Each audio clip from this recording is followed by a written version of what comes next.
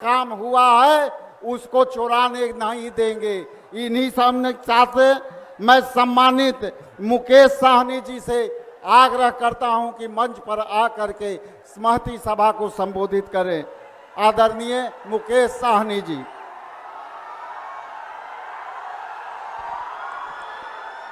बहुत बहुत धन्यवाद। आज मुजफ्फरपुर में अमर शहीद जुब्बा सहनी के धरती पर हमारे आदरणीय नेता राहुल गांधी जी और हमारे तेजस्वी जी और सीएम एमके स्टालिन साहब और तमाम हमारे इंडिया गठबंधन के सभी नेतागण मंच पे उपस्थित हैं और सामने में हमारे सम्मानित गार्जियन, युवा साथी, माता बहन सभी को सन ऑफ मल्ला मुकेश सहनी की ओर से नमस्कार, प्रणाम। साथियों, आप ये जानते हैं कि ये अमर शहीद जुब्बा सहनी का धरती है।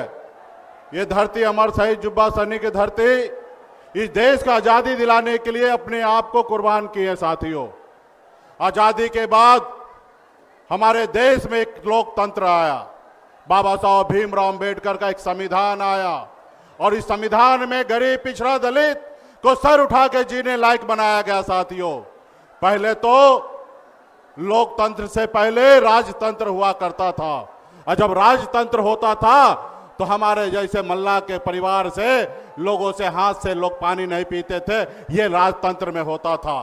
आज हम जहां पे भी हैं, जैसे भी हैं, वो लोकतंत्र के वजह से है। और जो एक अगर मल्ला का बेटा अगर बिहार में अगर मंत्री बना तो ये लोकतंत्र का देन है। साथियों, आज यही लोकतंत्र खतरे में पड़ा है।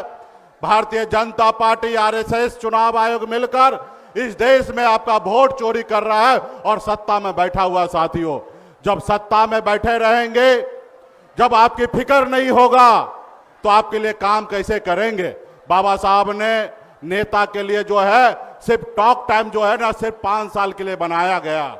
5 साल में अगर नेता अच्छा काम ना करे तो जनता मालिक होता है और जनता का काम होता है उस नेता को बदल देना।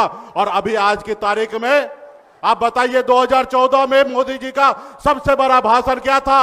हर युवा को 2 करोड़ युवा को नौकरी देंगे, विदेश से काला धन लाएंगे। क्या वो मिला? नहीं मिला। उसके बावजूद भी 3 बार प्रधानमंत्री बन गए। क्यों साथियों? क्योंकि वो वोट चोरी करके प्रधानमंत्री बन रहे, आपके वोट से प्रधानमंत्री नहीं बन रहे। अगर आपके वोट पे अगर उनका फिक्र होता तो निश्चित तौर पे हर युवा के हाथ में रोजगार देता और विदेश से काला धन लाता। साथियों, लेकिन उनको पता है कि हम जब वोट चोरी करके सत्ता को हथिया लेते हैं तो फिर हमें किसी गरीब, पिछड़ा, दलित का काम क्यों करना। तो इसलिए साथियों, आज हमारे आदरणीय राहुल गांधी जी, हमारे तेजस्वी प्रसाद यादव जी और हमारे स्टालिन साहब आए हैं आपके वोटर अधिकार यात्रा में। और निश्चित तौर पे हम लोग मजबूती से आने वाला समय में हर एक बिहार के नागरिक का वोट का रक्षा करने के लिए हम लोग मजबूती से है। सिर्फ आप लोगों का साथ देने की आवश्यकता है। यहाँ पे जुटे जितने भी हमारे महागठबंधन नेतागण, कार्यकर्तागण, सभी को बहुत बहुत धन्यवाद।